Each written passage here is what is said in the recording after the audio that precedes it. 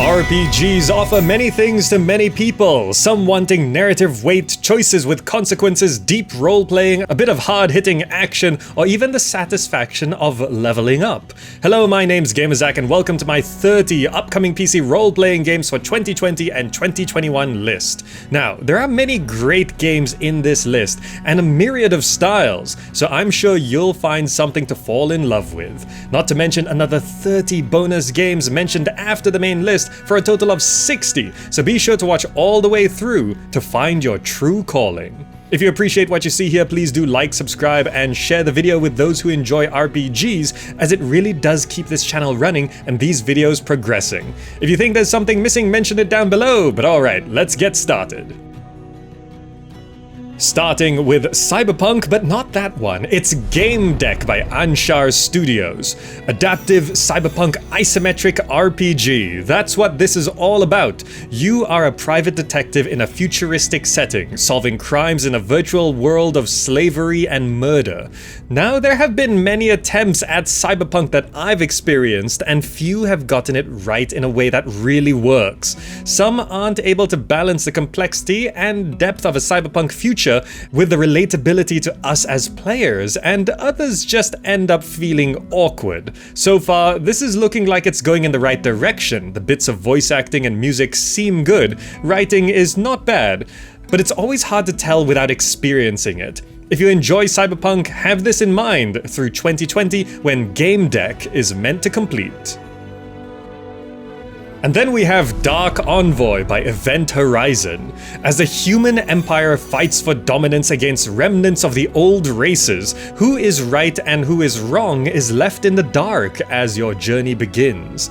Inspired by the likes of Divinity, XCOM, and Dragon Age, this is a non-linear RPG with a freely explorable world with mixed real-time and turn-based tactical combat, layered with lore and strategy. Impactful choices are to be made here. Meanwhile, there's 15 classes, high replayability, and you can go it alone or in co-op multiplayer, and the player versus world mode where the second player tries to stop the first, which is kind of interesting. It looks pretty good generally speaking, but a lot depends on the writing to really give this game flavor and character, so we'll soon see what arrives in 2020 when Dark Envoy is meant to release. Going a bit more fantasy, we've got Realms Beyond: Ashes of the Fallen by Ceres Games. Party-based fantasy role-playing with tactical turn-based combat and plenty of dialogue. If you like the classic style of RPGs, then this one could be for you. Running on a custom isometric 2D and 3D engine, you'll be adventuring through a filled and complex open world with your party of up to 6 characters, customizing, discovering, and battling. The engine is also going to be made available for you to create your own worlds and stories, so if the community is in a creative mood, then we could have a lot of user-made gameplay here. Having raised over 130,000 euros in crowdfunding, there's a decent amount of backing for Realms Beyond: Ashes of the Fallen, and it's now looking at an early 2020 release. So not too long if you're liking the look of this. In a similar vein, we have Black Geyser: Couriers of Darkness by GrapeOcean Technologies. Isometric, party-based, and inspired by the classics, there's the expected multiple races, classes, and schools of magic, so this is going to appeal to a lot of people, I'm sure. That's why it raised over 100,000 euros on Kickstarter. Unfortunately, there hasn't been an update even on social media for a number of months at the time of making this video. Not a great look, and sudden silence doesn't give confidence that the project is going well. They say a new update is coming in a comment I saw, but not even a tweet has gone out for almost 5 months. Something I generally avoid doing when you're developing a game publicly. We can hope that Black Geyser: Couriers of Darkness picks up again, and we'll see a completed game over the next year or so, hopefully. Next up, we've got Wigmund: The Return of the Hidden Knights by the Scholastics. Find your way through an open-world RPG to uncover secrets of the Hidden Knights. What might look like just a hack and slash at first glance, they're clear that this is story-driven with complex dialogue trees and aims to provide a balance between narrative and combat. And quests are meant to have consequences on the game world. You can tell combat is skill-based, kind of being like a Souls-like, but not quite as intense. And of course there is dodge rolling. and the idea that encounters won't be the same every time since combat is more fluid. Fighting its way to a mid-2020 release, it'll be interesting to see how good the story and lore fit into all the action in Wigmund: The Return of the Hidden Knights. Going a bit more pop culture, it's Odd Gods by In Between Worlds. A unique-looking 90s-styled RPG centered around subcultures with a B-movie quality, not that B-movie, music, space-time travel, and facing your pop culture demons. Classes based on said cultures like skateboarder, goth, raver, jock, and nerd, along with a music genre alignment system. It's a little hard to decipher what gameplay is actually like here.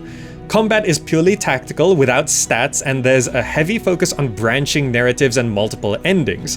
This indie CRPG does sound like something new and especially attractive to those of us who are into geek culture. Narrative-focused isometric RPGs haven't always been the greatest in every attempt, and with the recent success of Disco Elysium that I did list last year, standards and expectations are pretty high for dialogue and narrative. This kind of game could end up being generic or lackluster though if they don't really nail what they're going for, but we'll see if Odd Gods can become the cult classic it's trying to be. Going a bit post-apocalypse, we have Encased by Dark Crystal Games. Inspired by the original Fallout games, fight enemies, explore the Wasteland, level up your character, and join a faction in this turn-based sci-fi RPG. When we looked at this last year, there wasn't much gameplay and it was looking a little rough. Good news is that it released into early access in 2019 and it was a bit of a niche hit, garnering very positive reviews on Steam, and it's still aiming for a 2020 completed release date. It's looking a lot better overall too. Early access has about 10 hours of gameplay if you want to check it out now, but you can wait until it leaves early access and Encased is finished off with 2 additional acts to play through. Speaking of games inspired by Fallout, it's Broken Roads by Bytes. An isometric post-apocalyptic world inspired by Fallout, which was inspired by Mad Max, and this one is authentically set in the wasteland known as Australia. Up to 6 party members will be in your hands as you adventure through a content-rich landscape and fight through adversaries using turn-based tactical combat. Morality and philosophy are a huge focus of the game, even having a moral compass mechanic, where your character's worldview would be enforced somewhat. Though they're still working on exactly how it'll function. Visually, the hand-drawn art does look a bit rough at the end of 2019, but still pretty nice to look at, and it'll probably be refined further through development. Planning for a 2021 release, it's got a bit of a ways to go before it's ready, but if they take their time and get this right, we could have a real special RPG in Broken Roads. And of course, we can't ignore the most notable Fallout successor, Wasteland 3 by inXile Entertainment. Wasteland 2 was kind of a spiritual successor to Fallout 2, as Fallout 3 went in a completely different direction, and now we go to a snowy version of the apocalypse in the 3rd installment. This is a party-based role-playing game with vehicles, environmental dangers, and a more fluid combat system. You can play solo or co-op as you build up your base and explore the savage lands of frozen Colorado. A new dialogue system is here too, and it's all fully voiced, which is always nice but often limits how fluid conversations can be. It was originally intending to release by late 2019, but as I guessed last year, there was a delay and the new release date for Wasteland 3 is 19th of May 2020. We're going a bit more pixel art now, and I'm still loving the name of this one. It's Death Trash by Crafting Legends. A game that stood out when it was first announced, this pixel art post-apocalyptic punk RPG filled with cosmic horrors strikes a chord with many. It's a mix of cyberpunk, horror, black humor, and shotguns. You can explore a semi-open world with your own customized character, engaging in melee and ranged combat, stealthing around, crafting, and using your social skills to survive the unique and horrific beings and people you're going to encounter.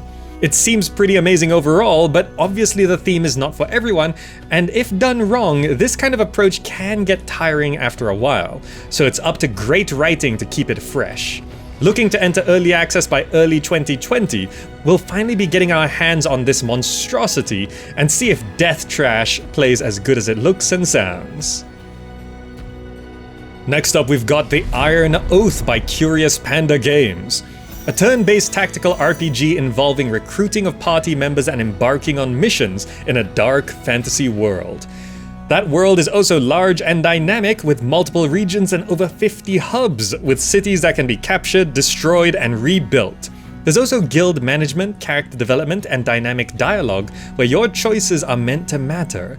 I know by this point that pixel art isn't for everyone, but this looks pretty nice for the style. After raising just under $100,000 on Kickstarter, this has been in development over the last year and is now looking at a 2020 release date. And it does seem to be shaping up nicely so far. So if The Iron Oath is your thing, you shouldn't have to wait too much longer for it. Looking a bit like Darkest Dungeon, it's Iratus, Lord of the Dead by Unfrozen. Here you play the bad guys, trying to get out of the dungeon. It's a new take on the style. This is a turn-based tactical roguelike RPG set in a dark fantasy universe where you're leading an army of undead to help a necromancer reach the surface, craft minions, master a deep combat system, and drive your enemies insane. Also has to be said, Darkest Dungeon 2 is on the way, but nothing real has been revealed so far after a year since announcement, so it's a bonus game this year. But it is a consideration in terms of competition. However, this one has been in early access since mid-2019 with many very positive reviews on Steam, so people are liking this so far, and Iratus, Lord of the Dead should be completing its development in 2020 as it manages to break through early access. Similarly, we have Vagrus, The Riven Realms by Lost Pilgrims Studio.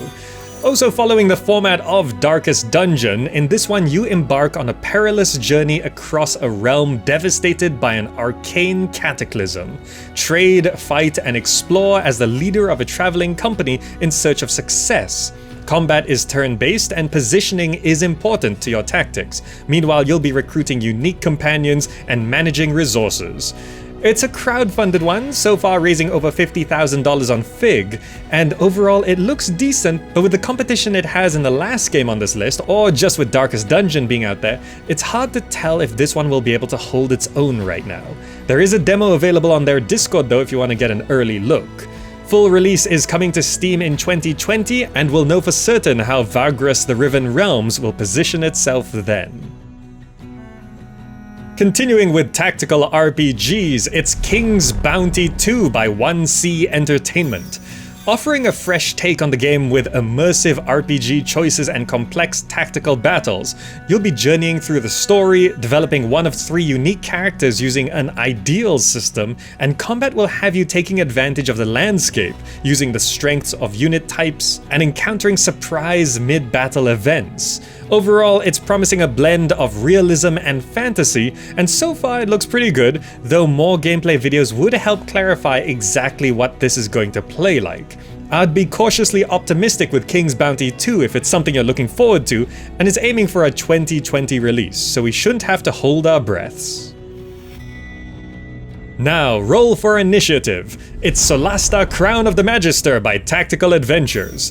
Classic tabletop RPGs are the primary inspiration here in this turn-based tactical RPG with vertical environments to explore. Make choices as your team adventures through a mysterious and dynamic world, but much is left to the dice to decide. Tabletop might be more of a niche for video games, but this has got a lot of support, raising almost $250,000 on Kickstarter, hitting all but one of their stretch goals. Development should continue smoothly after that, though it does have a when it's ready release date. So we don't know exactly when we'll be able to play it, but we could expect something tangible by 2021. If you too are attracted by old school RPGs, particularly with the SRD 5.1 rule set, then go check out Solasta Crown of the Magister.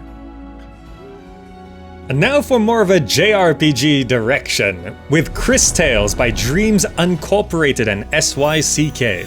An artistically beautiful RPG love letter to classic JRPGs. The unique thing about this, besides the hand-drawn 2D art, is how you can peer into the past, act in the present, and see the future, all at the same time, making decisions and seeing their consequences together. Strategic turn-based combat with time elements, a story to uncover, and a gorgeous world to explore are what's being promised. It looks amazing, though how engaging the gameplay is going to be on release depends. Worst case scenario, at least it'll be a pretty thing to look at, but if they pull off gameplay too, then this could be a favorite of many. Peering into the future at a 2020 release date, we'll be able to jump into Cris tales soon. Continuing with another JRPG, it's Edge of Eternity by Midgar Studio. Wage epic turn-based battles as you search for a cure to the all-consuming corrosion that faces your world with destruction. This is a JRPG that provides a gorgeous world to discover, a deep combat system, a cast of charismatic characters to converse with, and the mod kit is provided too, so the community can build their own worlds and tell their own stories.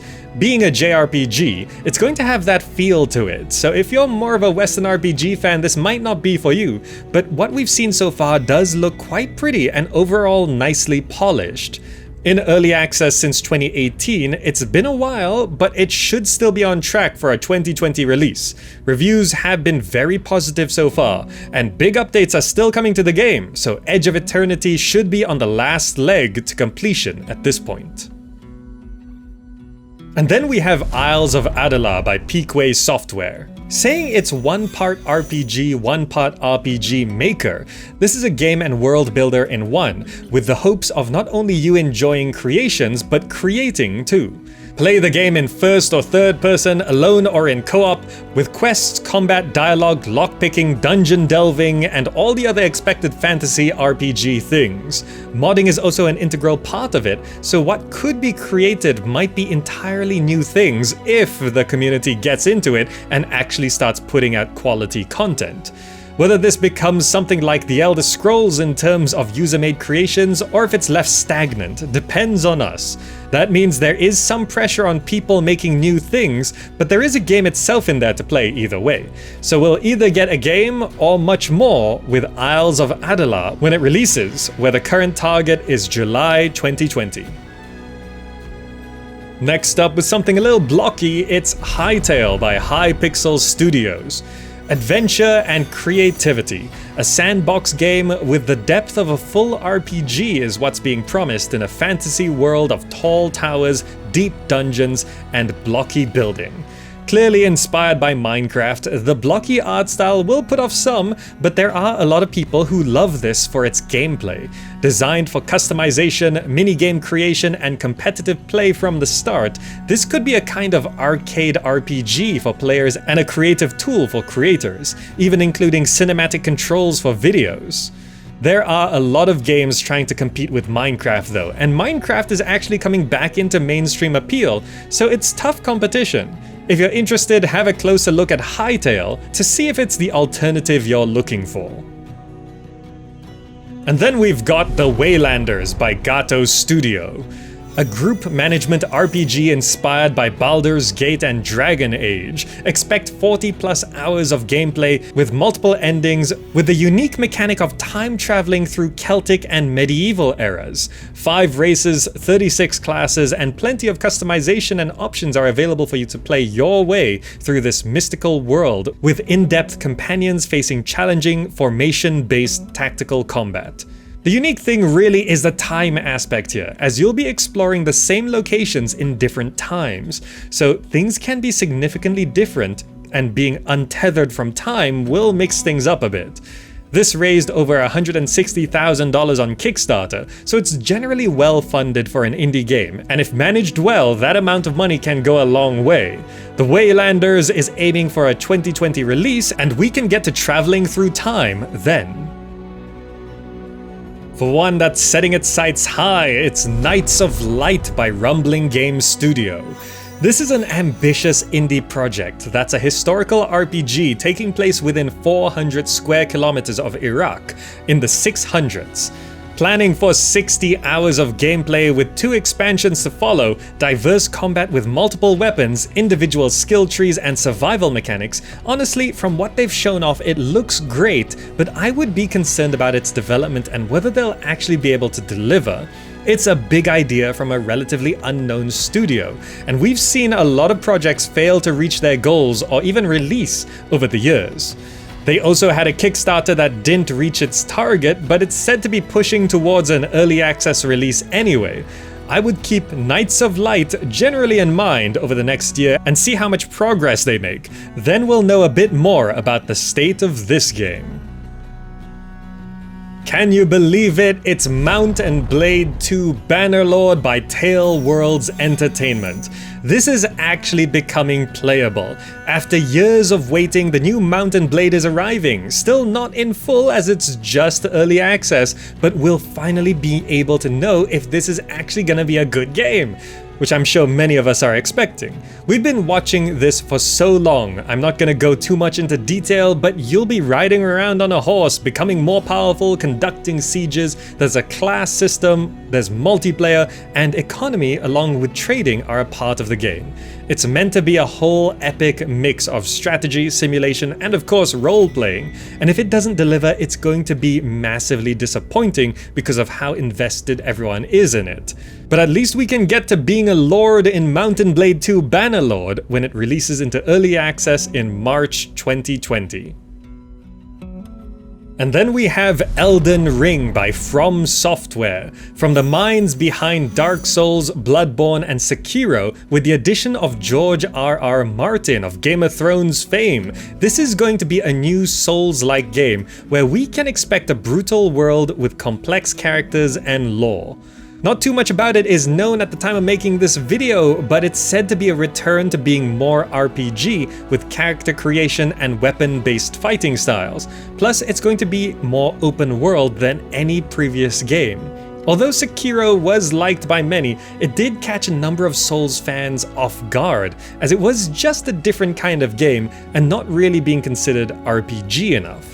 Time will tell if Elden Ring will fulfill that Dark Souls desire or be something else entirely. And then, hiding in the darkness and maybe a little bit unexpected in this list, it's Dying Light 2 by Techland. In a world overrun by infected with the last human settlement trying to survive, you have unique abilities that make you a valuable commodity. I know this one isn't something that some would expect in an RPG list, considering the first game, but the sequel to Dying Light is taking on the RPG side of things a lot more seriously. Leveling, main and side quests, and more dialogue are here. Meanwhile, they got the renowned Cris on the project to help the choices you make have more significant consequences and the dialogue and roleplaying just be written a lot better.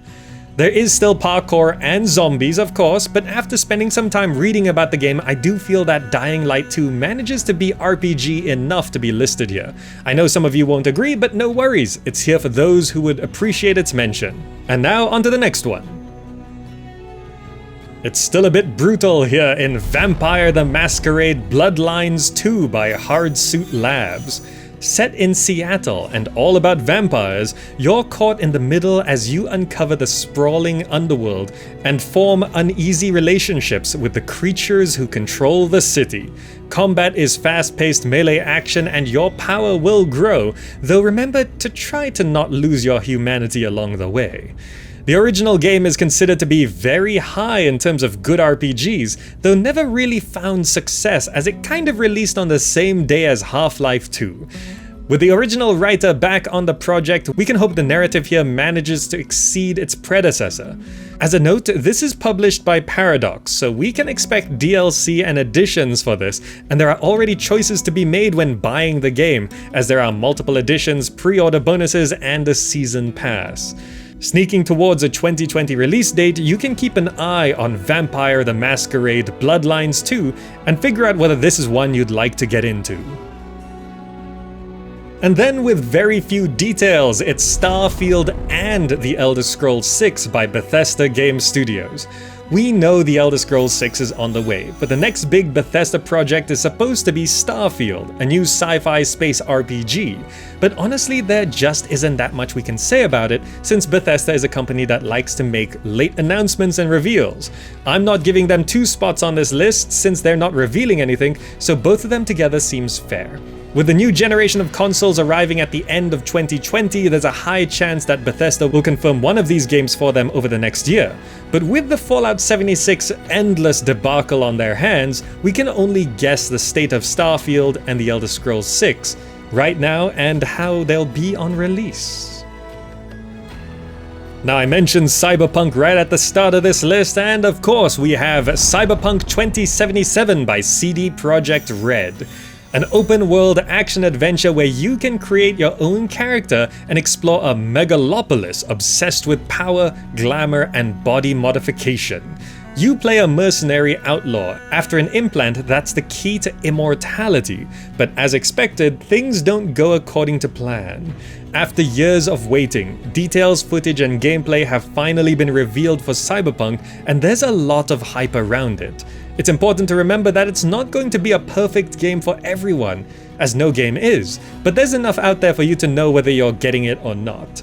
Targeting an April 16th, 2020 release, it won't be long until you'll be able to augment Cyberpunk 2077 into your gaming library and see if it really is breathtaking. And then going a bit more old school, it's Baldur's Gate 3 by Larian Studios. An ancient evil has returned to Baldur's Gate with the intention of devouring it, and you'll have to party up to defeat it. With the goals of being a grand adventure, staying true to D&D, important decision making, and a highlight on mind flayers. You'll be able to play solo, in a party, or with friends exploring and experimenting in what should be a proper D&D RPG experience. Expectations for a new entry to the series are incredibly high, and Baldur's Gate 2 released 2 decades ago in 2000. So hopefully Baldur's Gate 3 really does deliver on all the promises, and it innovates on the series without losing the secret sauce of what made the originals great. And the penultimate entry is an action RPG with Path of Exile 2 by Grinding Gear Games. 20 years have passed since the death of Kitava, and corruption is already spreading. Although not technically a new game, this seems to be a new approach to expansions that we're starting to see. More than an expansion, less than a sequel, more than a mega patch or DLC, less than a whole new game.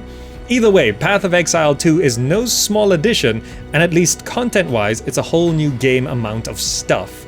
New classes, a new skill gem system, new gear, and the overhauling of existing systems, all over a 7-act storyline.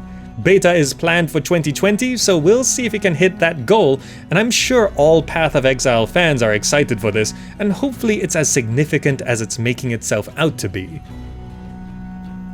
And for the final main entry, I'm gonna cautiously talk about Diablo 4 by Blizzard Entertainment.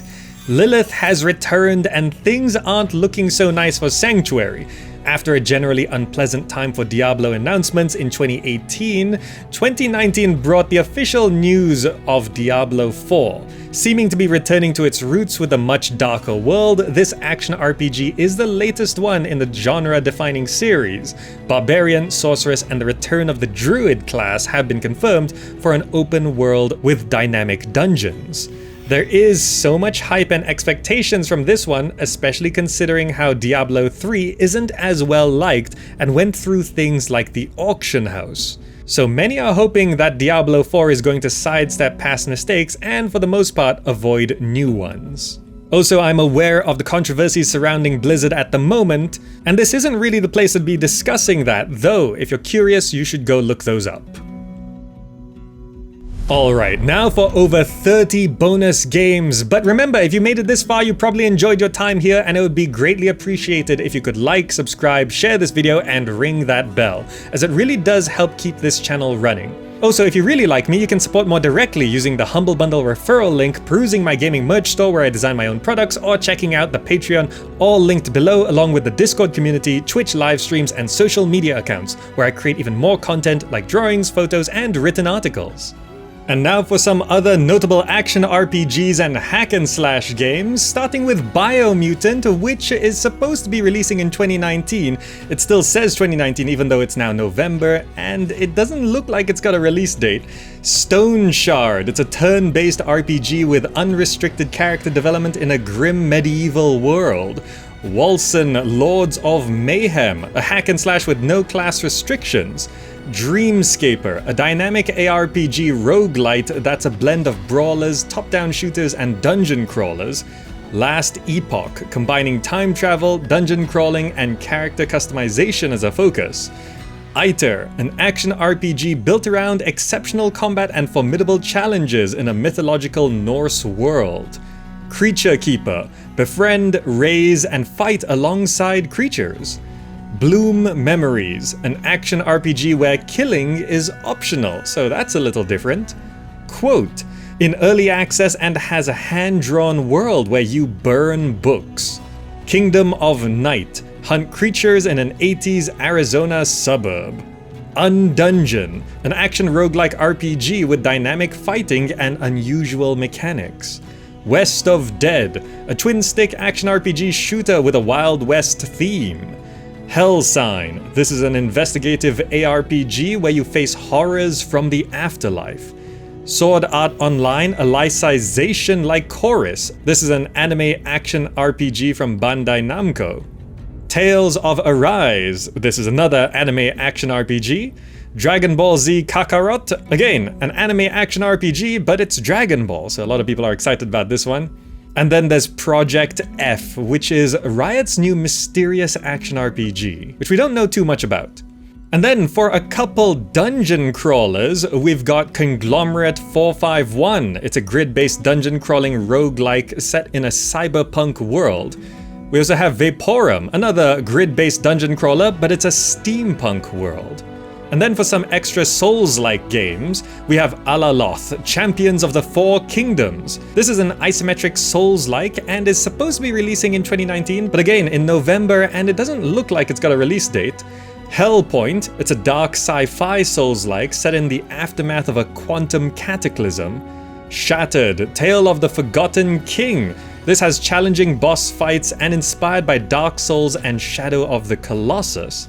And then one more, Eldest Souls. It's a pixel art Souls-like where you explore a vast forgotten citadel.